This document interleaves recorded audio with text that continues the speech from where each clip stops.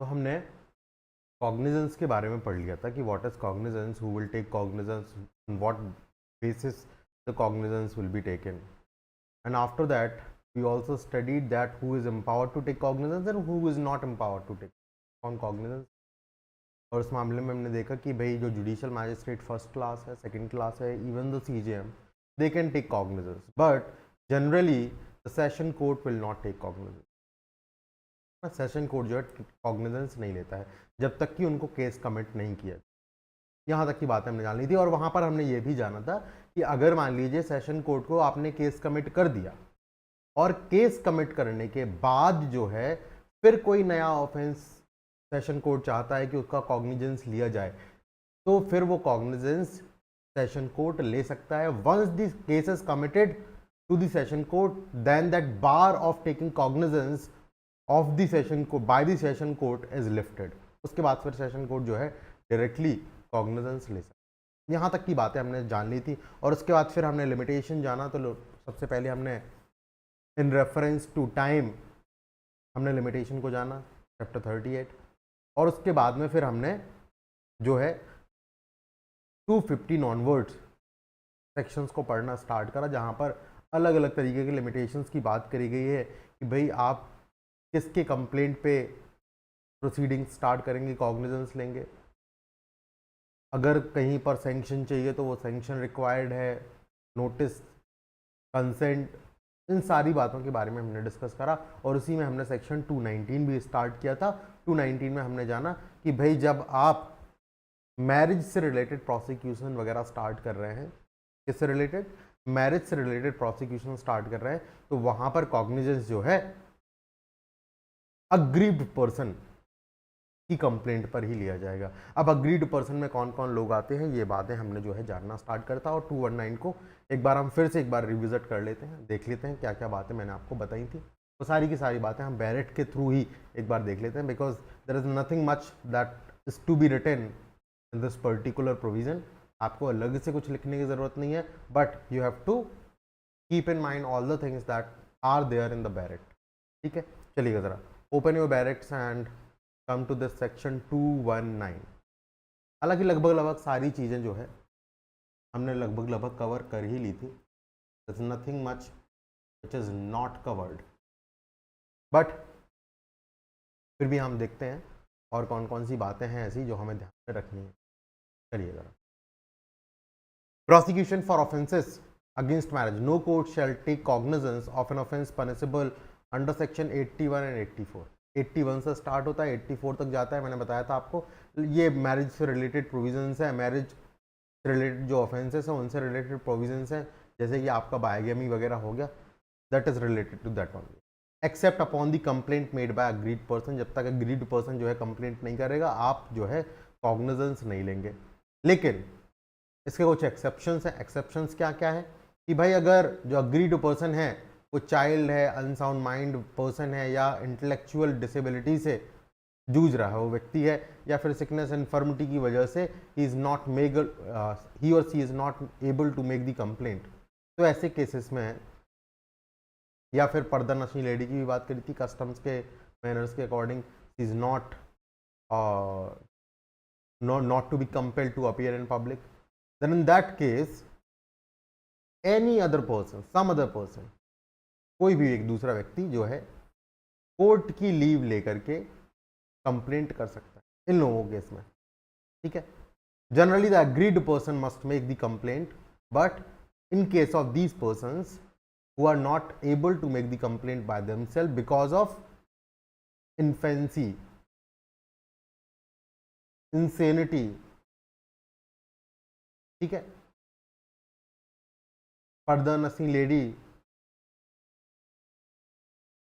Sickness, infirmity, इनकी वजह से वो कंप्लेंट नहीं कर पा, देन इन दैट केस कोई भी दूसरा व्यक्ति जो है उनके बिहाफ में कंप्लेंट कर सकता है, but he must obtain the leave of the court.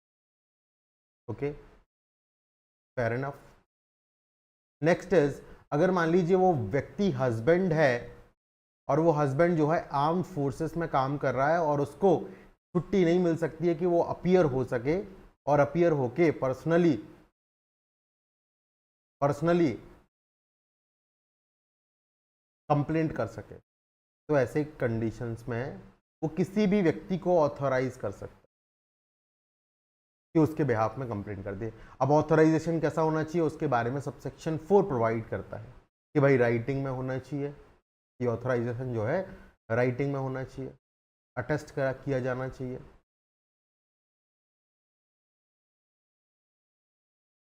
इसमें एक सर्टिफिकेट भी इनक्लोज होना चाहिए जिसमें लिखा हो कि he can not be granted such leaves, that is why he is unable to make his complaint personally. Sign करेगा वो, काउंटर साइन किया जाएगा कमांडिंग ऑफिसर के द्वारा, and it will be produced in evidence. और फिर उसके बाद में सबसेक्शन 5 बोलता है कि इस सब को आप वैलिड प्रूफ मानेंगे। अरे ये बात समझ में, अनलेस इट इज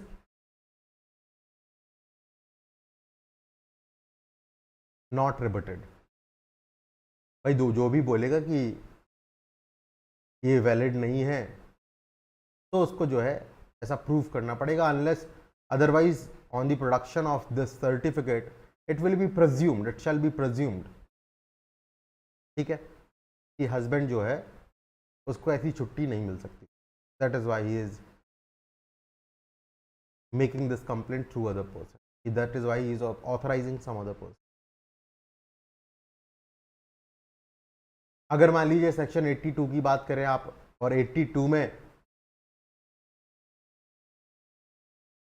जो अग्रीड पर्सन है अगर वो वुमेन है, वाइफ है, जो 82 में अग्रीड पर्सन है, 82 मतलब कोई बाइगेमी से रिलेटेड ही है, वहां पर जो वाइफ है अगर वो अग्रीड पर्सन है तो वो कंप्लेंट जो है उसके बिहाफ में या तो वो खुद कर सकती है या तो फिर फादर, मदर, ब्रदर, सिस्टर, या फिर उसके जो चिल्ड्रन है, सन, डॉटर, या फिर फादर और मदर के जो ब्रदर और सिस्टर है वो कर सकते हैं। अदरवाइज कोई भी व्यक्ति जो कि उससे ब्लड, मैरिज या अडॉप्शन से रिलेटेड है, रिलेटेड बाय MBA, वो कोर्ट की लीव लेके, by obtaining the leave of the court, they can make complaint. ठीक है, बहुत आसान बात है। यहाँ तक की सारी बातें जो है हमने जान ली। अब बात आई सही सर सेक्शन 84 की, कि सेक्शन 84 जो है वहां पर है डिटेनिंग और enticing away a women who is wife of a person. किसी भी एक व्यक्ति की वाइफ को आप क्या करते हैं, इंटाइस अवे करते हैं, डिटेन करते हैं with criminal intent, then in that case जो उसका husband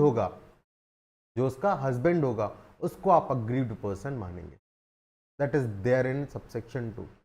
for the purposes of subsection 1, no person other than the husband of the woman shall be deemed to be aggrieved by any offense punishable under section 84 of भारतीय न्याय संहिता। ये बात भी हमने जानी। Now there is subsection 3।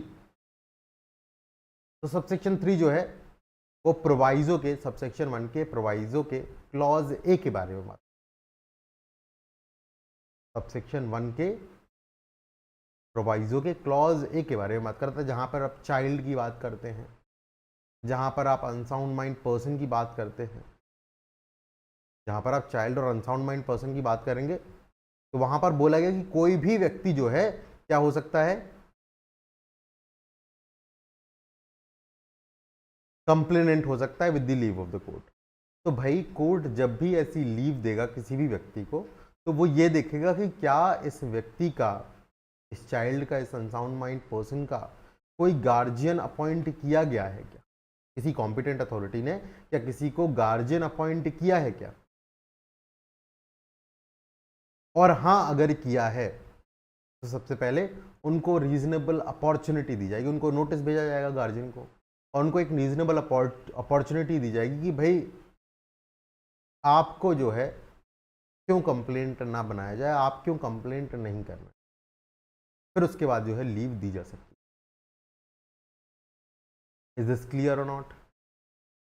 उसका subsection 4 जो है वो क्लॉज बी से रिलेट करता है। क्लॉज बी से बी क्या बोल रहा था? आर्म्ड फोर्सेस में है हस्बैंड, आर्म्ड फोर्सेस में हस्बैंड है, उसके रिगार्डिंग आपका सबसेक्शन 4 था। तो वो ऑथराइजेशन कैसा होना चाहिए? आप ऑथराइज कर सकते हैं किसी को, shall be in writing and be signed or otherwise be attested by husband, shall contain a statement to the effect that he has been informed of the allegations which complaint is to be founded, shall be countersigned by commanding officer and shall be accompanied by a certificate signed by that officer to the effect that leave of absence for the purpose of making a complaint in person cannot for the time being be granted to the husband। कि भाई ऐसी leave जो है नहीं दे सकते। So this is how this authorization will look like. Authorization accompanied by a certificate where the officer, commanding officer, certifies that the leave cannot be granted for the making of this complaint. That is why he is authorizing any other person. ठीक है।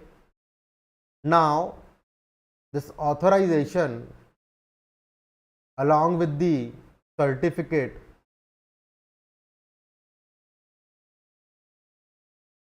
will be a proof and shall be given as evidence for the purpose of proving this fact that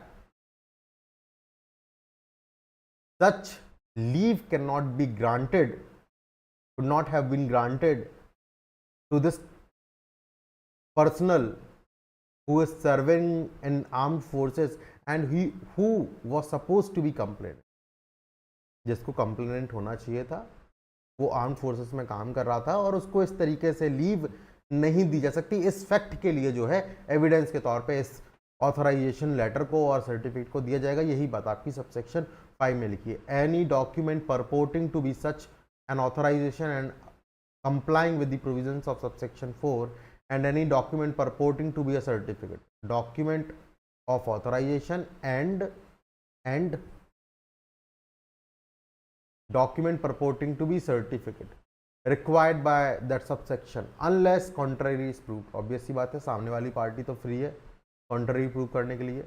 shall be presumed to be genuine and shall be received in, उसको genuine भी बोला गया कि भाई genuine मान के चला जाएगा कि genuinity पे कोई क्वेश्चन रेज नहीं किया जाएगा और उसको एविडेंस में भी रिसीव किया जाएगा। This clear? Next one, no court shall take cognizance of an offence under section 64। Section 64 का मतलब होता है आपका ऑफेंस जो कि हस्बैंड और वाइफ के बीच में रहता है। there's allegation by wife that there has been commission of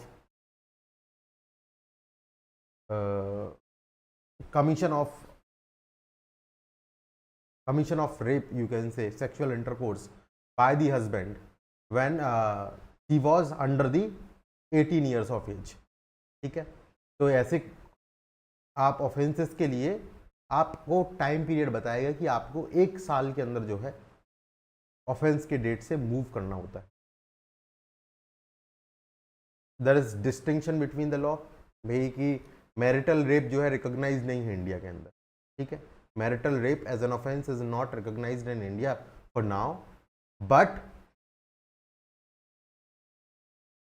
sexual intercourse upon a wife who is below the age of 18 years is considered as an offense, which is an offense under section 60। ठीक है, no court shall take cognizance of an offense under section 64 of BNS where such offense consists of sexual intercourse by a man with his own wife। that is marital rape। it is not an offense per se in India, but if it is committed on a woman or a wife being the age of 18 years or below, not 18 years, below the 18 years, then it is an offense. ठीक है. The wife being under 18 years of age, if more than 1 year, very important. कितना time period बताया गया ऐसे cases में? If more than 1 year has elapsed from the date of commission of offense. Commission of offence से 1 साल जो है बीत गया है, तो फिर आप जो है ऐसे ऑफेंस का कॉग्निजेंस नहीं लेंगे. This offence, the cognizance of such offence can only be taken if it is before the court within 1 year from the date of commission of such offense. ठीक है, आपको सारे सबसेक्शंस क्लियर हैं, पूरे 6 के 6. Is there any doubt about it? अगर कोई doubt है तो वो मुझे बता दीजिए. हाँ हाँ,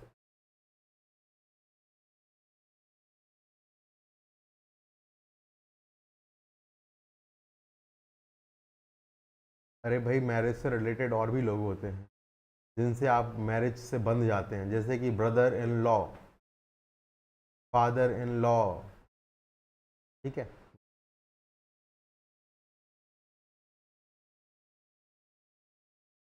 नहीं नहीं, ऐसा कुछ नहीं. और भी लोगों से आप जुड़ते हो ना, केवल हस्बैंड से थोड़े जुड़ते हो. चलो, और कोई समस्या, और कोई डाउट? चलिए, कोई और डाउट नहीं. इसके बाद देखिए ज़रा, जो अगले 2 प्रोविजंस हैं बड़े आसान से हैं, पर्टिकुलर 2 ऑफेंसेस के साथ डील करते हैं. ठीक है, एक आपका सेक्शन 85 जो कि क्रूएलिटी है, और दूसरा है section 67 sexual intercourse during separation. 2 के साथ स्पेसिफिकली डील करते हैं नेक्स्ट 2 प्रोविजन. बड़े आसान है और नेचर में. ठीक है, देखो जरा, no court shall take cognizance of an offence under section 85. 85 का मतलब क्या हो गया? आपका क्रूएलिटी, जो कि 498A हुआ करता था पहले.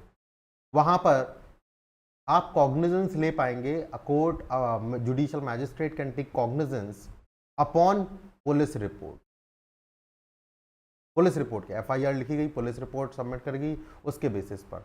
और कंप्लेंट, अब कंप्लेंट किस किस के द्वारा की जा सकती है? देखो जरा, complaint by the person aggrieved, वही वाइफ खुद आए कंप्लेंट करने, या उसके फादर मदर, ब्रदर सिस्टर, या फिर फादर्स और मदर्स ब्रदर और सिस्टर, और लीव ऑफ द कोर्ट के साथ में related to her by blood, marriage और अडॉप्शन. अब यहां पर आपको डिफरेंस कुछ मिला ऊपर वाले प्रोविजन क्लॉज ए से, और यहां पर कुछ डिफरेंस समझ में आ रहा है क्या?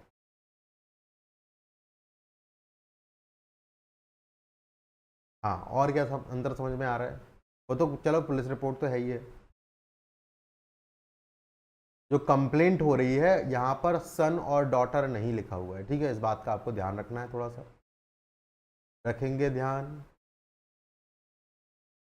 बहुत ध्यान रखना है. ठीक है, सन और डॉटर ऊपर लिखा हुआ था, यहाँ पर सन और डॉटर जो है नहीं लिखा है. ठीक है, तो इस बात को थोड़ा सा याद रखेंगे. बाकी बिल्कुल पूरा का पूरा सेम वही है.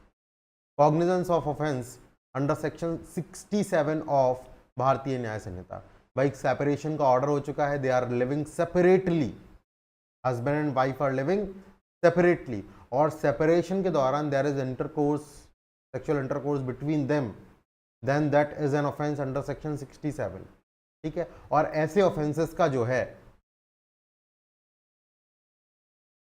कॉग्निजेंस है तभी लिया जाएगा when prima facie satisfaction of the facts which constitute the offence upon a complaint having been filed or made by wife against the husband.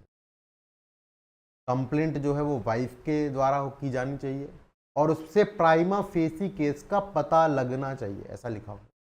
ठीक है, no court shall take cognizance of an offence punishable under section 67 of BNS where the persons are in marital relationship except upon prima facie satisfaction of the facts which constitute the offense upon the complaint having been filed or made by the wife against the husband. Is this clear or not? Previously it used to be 367B. ठीक है, तो ये दोनों मेरे समझ से आपको समझ में आई है. कोई डाउट नहीं होगा। 220 क्रूएलिटी से रिलेट करता है, सेक्शन 85। 221 सेक्शन 67।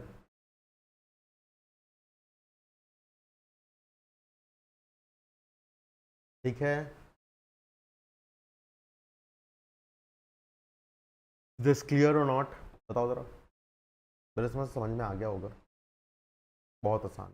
चलिए आगे बढ़ते हैं। Prosecution for defamation. अभी तक हमने जाना when we were dealing with section 193 CrPC 193, यहाँ पे 213 है, बार बार वो ध्यान आ जाते हैं पुराने सेक्शन। 213 तो हमने जाना that sessions court shall not take cognizance unless it is committed to them. तो जनरल रूल जो है वो निकल करके आता है कि सेशंस कोर्ट कॉग्निजेंस नहीं लेते हैं, but I told you at the very first instance when we were studying about the cognizance that who is empowered to take cognizance, वहां पे मैंने लिखवाया आपको, the sessions court are also empowered to take cognizance in some cases and it is one of them. Section 222 का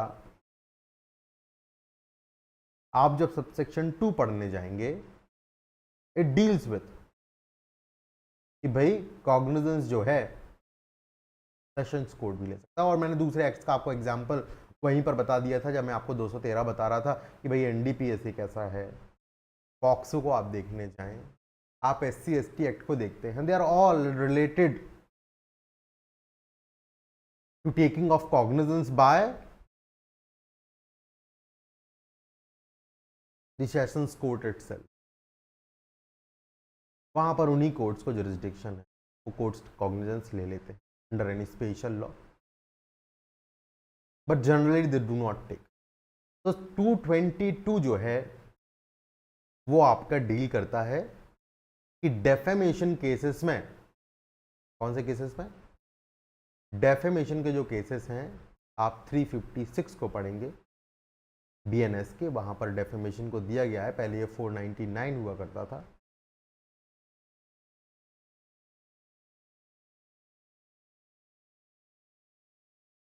तो उनका prosecution जो है कैसे होगा, उनमें कॉग्निजेंस कब लिया जाएगा, कौन कंप्लेनेंट हो सकता है, कौन कंप्लेनेंट नहीं हो सकता है, यही सारी बातें जो है आपकी सेक्शन 222 में बताई गई। ठीक है, बहुत आसान है, आप साथ साथ लिखते जाएंगे, छोटी छोटी सी बातें हैं जिनको आपको थोड़ा सा ध्यान में रखना है, and there is nothing much that is to be bothered about.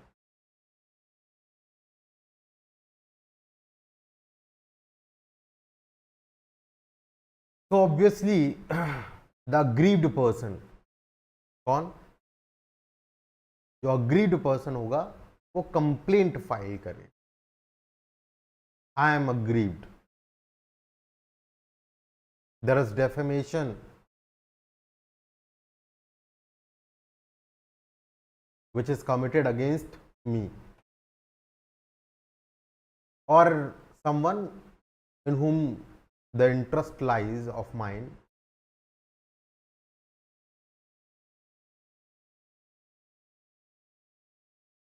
there is someone who is related to me, कोई एक व्यक्ति जो कि मेरे से रिलेटेड है, now he is no more in this world and he has been defamed, I am the aggrieved। 356 पढ़ेंगे तो आपको इन सारी बातों का पता लग जाए।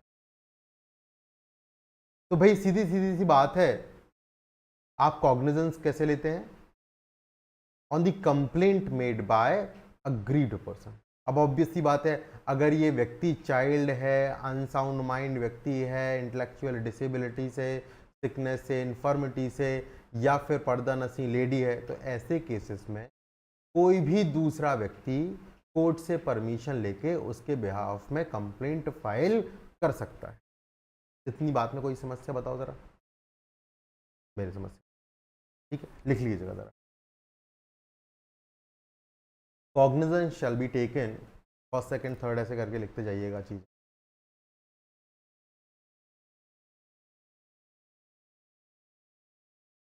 Cognizance shall be taken upon a complaint made by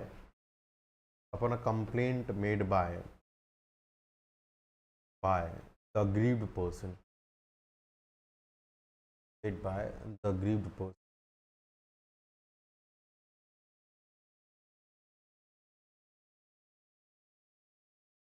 अभी देखो जरा, पहले आप देखते ना तो वहाँ पे 18 ईयर्स लिखा रहता, तो अभी चाइल्ड लिख दिया है। चाइल्ड इसलिए लिख दिया है क्योंकि अब हम चाइल्ड को डिफाइन करते हैं। A person who is under 18 years of age is child. तो जैसे हम अब सब जगह चाइल्ड यूज, उसी में आगे लिखिएगा, in case of person below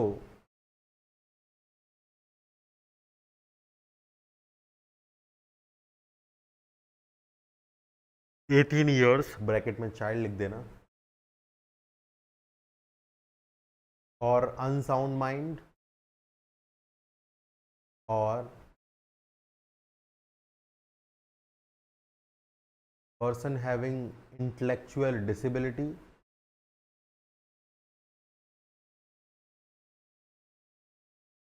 or suffering from sickness or infirmity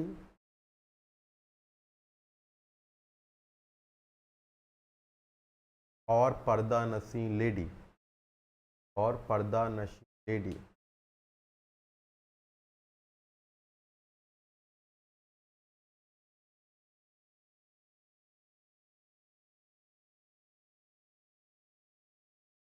comma some other person with the leave of the court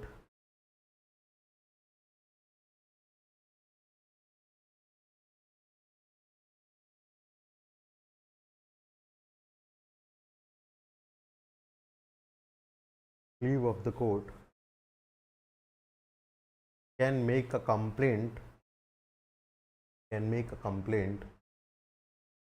on his or her behalf, can make a complaint on his or her behalf।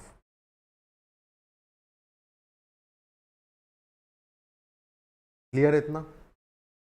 कोई समस्या बताओ जरा। नहीं होगी। अब कुछ higher dignity देखो, ये जो कॉग्निजेंस पढ़ा हमने, जो अभी अभी लिखा कि कॉग्निजेंस अग्रीड पर्सन की कंप्लेंट पे लिया जाएगा, ये judicial magistrate first class second class ही लेगा, जिसको एम्पावर किया गया है, स्पेशली एम्पावर किया गया है सीजीएम के द्वारा, या जुडिशियल मैजिस्ट्रेट फर्स्ट क्लास के पास तो पावर है ये। तो सबसेक्शन 1 जो है, जिस कंप्लेंट के बारे में बता रहा है, उस कंप्लेंट का कॉग्निजेंस जुडिशियल मैजिस्ट्रेट साहब को ही लेना है। ऐसा नहीं कि डेफेमेशन का केस आ गया तो केवल और केवल सेशन कोर्ट के पास ही पावर है वो कॉग्निजेंस लेने की, ऐसा बिल्कुल भी नहीं है, कदाचित ऐसा नहीं है। वास्तविकता क्या है, ऐसे केसेस का जो कॉग्निजेंस है वो जुडिशियल मैजिस्ट्रेट साहब ही लेंगे। लेकिन अगर यही डेफेमेशन किसी हायर डिग्निटीज से रिलेट करता है, the defamation is of higher dignities. कौन कौन से लोग? वही आप प्रेसिडेंट ऑफ इंडिया हैं, आप वाइस प्रेसिडेंट है, गवर्नर हैं स्टेट के, या एडमिनिस्ट्रेटर हैं यूनियन टेरिटरी के, या मिनिस्टर हैं यूनियन के या स्टेट के या यूनियन टेरिटरी के, या कोई दूसरे अदर पब्लिक सर्वेंट हैं employed in connection with the affairs of union और अ स्टेट। आप इन लोगों में से कोई हैं, और जिस बात के बारे में आपको बोला जा रहा है, डिफेम किया जा रहा है, it is related to, and such statement, such defamation is in respect of his conduct in discharge of public function।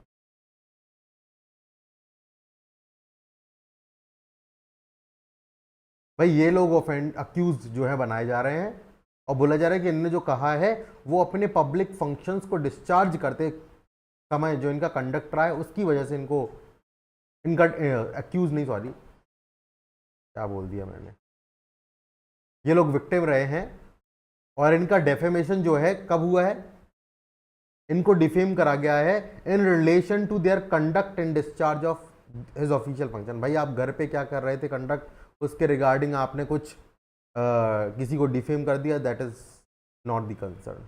When you were discharging your public functions, और पब्लिक फंक्शंस को डिस्चार्ज करते समय जो आपका व्यवहार रहा, कंडक्ट रहा, उसकी वजह से किसी का डेफेमेशन हुआ है, तो फिर सेक्शन 2 जो है अट्रैक्ट होता है। तो भाई बोला गया ऐसे केस में जो कंप्लेंट है वो राइटिंग में होगी। अभी तक देखो ये बात नहीं आई थी कंप्लेंट राइटिंग में, और ये कंप्लेंट पब्लिक प्रोसिक्यूटर साहब द्वारा की जाएगी, और इसका जो कॉग्निजेंस है वो सेशंस कोर्ट द्वारा लिया जाएगा। कॉग्निजेंस किसके द्वारा लिया जाएगा? सेशंस कोर्ट के द्वारा लिया जाएगा। Cognizance will be taken by sessions. आ रही है बात समझ में कि नहीं आ रही है? कौन कौन से लोग हैं मैंने बता दिया आपको भाई, president, vice president, governor, administrator, minister of union state और यूनियन टेरिटरी, या कोई भी दूसरा पब्लिक सर्वेंट जो कि यूनियन या स्टेट के अफेयर्स में काम कर रहा था, और जो ऑफेंस कमिट किया गया उसके against, that is committed in respect of his conduct in discharge of his official function, public function. तो फिर कोर्ट ऑफ सेशन जो है कॉग्निजेंस ले पाएगा किसकी कंप्लेंट पे? Public prosecutor. अच्छा, पब्लिक प्रोसिक्यूटर जो है कंप्लेंट करेगा, राइटिंग में कंप्लेंट करेगा। इसका मतलब ये नहीं है कि ये वाइस प्रेसिडेंट, गवर्नर खुद चाहे तो कंप्लेनेंट नहीं हो सकता। ये लोग के पास पावर है कंप्लेनेंट होने की। अब सेक्शन 2 का मतलब ये नहीं है कि केवल पब्लिक प्रोसिक्यूटर, भाई जो अग्रीव्ड है वो तो कंप्लेनेंट हो ही सकता है। That is very general rule. ठीक है, देखिएगा जरा आगे, लिख लीजिए, इस बात को लिख लीजिए पहले। In case of higher dignities, Sessions Court can take cognizance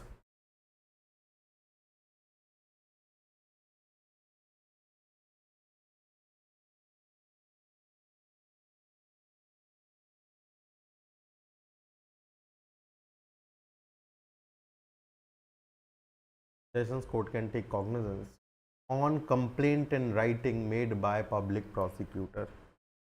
Made by public prosecutor. ठीक है, अब देखो जो भी आप कंप्लेंट करोगे उसमें ये बातें लिखी होनी चाहिए। कौन कौन सी बातें लिखी होनी चाहिए? Set for the facts which constitute the offence, nature of offence and other particulars as are reasonably sufficient to give notice to the accused of the offense alleged to have been committed by him। जिससे accused को पता लगे कि आखिर उसने क्या अपराध किया है, जिससे उसको रीजनेबल, जो रीजनेबली सफिशिएंट हो, तो नोटिस मिल पाए that yes I have committed this offense। इतने फैक्ट्स आपको बताने पड़ेंगे कंप्लेंट के अंदर। तो थर्ड पॉइंट और लिख लीजिएगा, कंप्लेंट शुड कंटेन, बिल्कुल वही बता रहा हूँ मैं आपको जो लिखा हुआ है, कुछ अलग से नहीं बता रहा हूँ। Complaint should contain facts constituting the offence, facts constituting the offence, the nature of offence and other particulars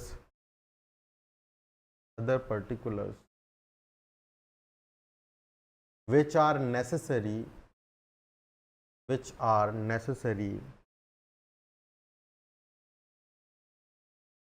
and reasonably sufficient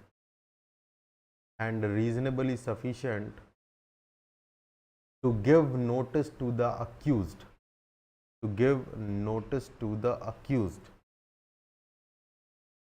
ठीक है।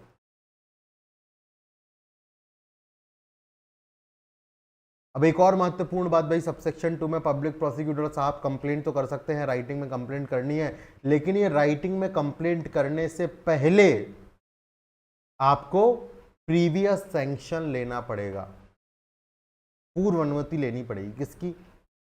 स्टेट गवर्नमेंट की या सेंट्रल गवर्नमेंट? देखो स्टेट गवर्नमेंट की परमिशन कब लोगे? तो बड़ा आसान है, भाई प्रीवियस सैंक्शन लेना है किसका? स्टेट गवर्नमेंट का। कब लेना है भाई? जब वो व्यक्ति गवर्नर है या स्टेट है या मिनिस्टर है, गवर्नर ऑफ स्टेट है या फिर मिनिस्टर है। मिनिस्टर कहाँ का? गवर्नमेंट का। या तो फिर वो पब्लिक सर्वेंट है जो कि स्टेट अफेयर्स के कनेक्शन में अपॉइंट किया गया है, एम्प्लॉय किया गया है। ये 3 केसेस में आपको क्या करना है? स्टेट गवर्नमेंट की परमिशन लेनी है। गवर्नर या मिनिस्टर है स्टेट का, स्टेट गवर्नमेंट का मिनिस्टर है, गवर्नर है, या फिर कोई पब्लिक सर्वेंट है जो कि स्टेट अफेयर्स के कनेक्शन में जिसको एम्प्लॉय किया गया है। इन 3 केसेस में आपको स्टेट गवर्नमेंट की परमिशन लेनी है। बाकी के बचे हुए सारे केसेस में सेंट्रल गवर्नमेंट की परमिशन लेनी पड़ेगी। ठीक है, तो लिख लेना, complaint can be made by public prosecutor only with the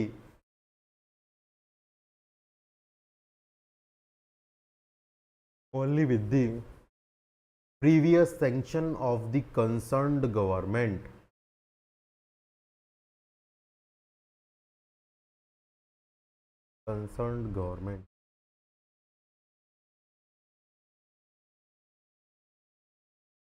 ठीक है, अब कंसर्न गवर्नमेंट आप याद रख लेना है, स्टेट गवर्नमेंट के सामने आप लिख सकते हो गवर्नर, मिनिस्टर ऑफ स्टेट या पब्लिक सर्वेंट। ठीक है, और बाकी सारे केसेस में सेंट्रल गवर्नमेंट। क्या बात आपको याद रखें।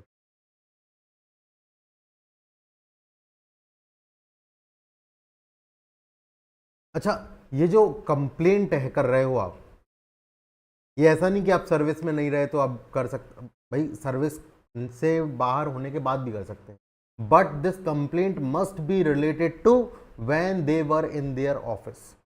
ऑफिस का मतलब ये नहीं कि ऑफिस में काम कर रहे थे तब, नहीं, ऑफिस का मतलब जब वो ऐसे पद को धारण कर रहे थे तब उनका कुछ ऐसा कंडक्ट रहा जो कि पब्लिक फंक्शन से रिलेटेड था, उनकी ऑफिशियल ड्यूटी से रिलेटेड था कंडक्ट उनका,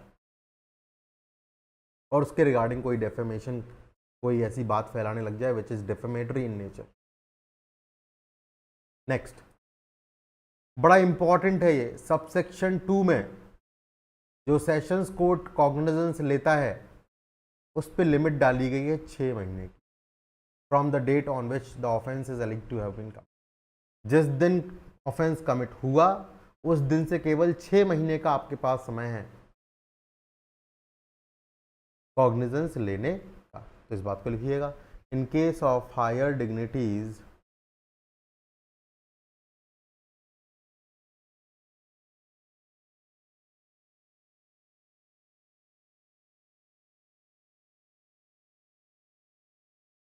session judge shall take cognizance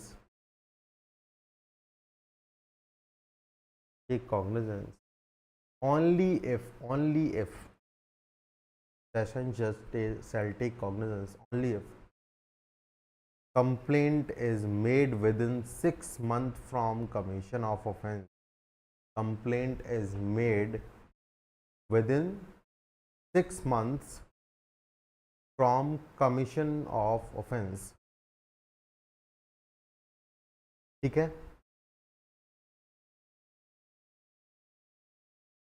अब ऑब्वियस सी बात है, जो बात मैंने आपको पहले बताई थी वही बात आपकी सबसे लास्ट प्रोविजन में लिख रखी है कि भाई पब्लिक प्रोसिक्यूटर साहब तो कर सकते हैं, लेकिन क्या आपके पास ये पावर नहीं है? आपके पास भी पावर है, आप भी जो है कंप्लेंट कर सकते हैं। आप agree to person, nothing in this section shall affect the right of a person against whom offense is alleged to have been committed, जिसके अगेंस्ट अपराध हुआ है, to make a complaint in respect of that offense before a magistrate having jurisdiction or the power of such magistrate to take cognizance upon such complaint. ठीक है भाई, आप president हो, public prosecutor करे नहीं करे, आपके पास पावर तो है ही है कि आप डायरेक्टली किसको अप्रोच कर सकते हैं? जुडिशियल मैजिस्ट्रेट्स आपको अप्रोच कर सकते हैं। अरे ये बात समझ भाई, पब्लिक प्रोसिक्यूटर के लिए स्पेशल प्रोविजन है कि पब्लिक प्रोसिक्यूटर हायर डिग्निटीज के केस में कंप्लेंट जो है वो राइटिंग में फाइल करेगा बिफोर सेशन जज, जो कि सेशन जज ही कॉग्निजेंस लेगा उस पर। इज दिस क्लियर और नॉट? बताओ जरा।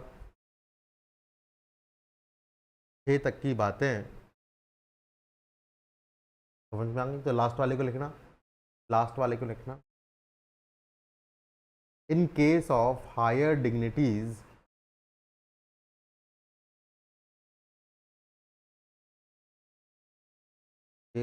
higher dignities, they are free to file complaint at their own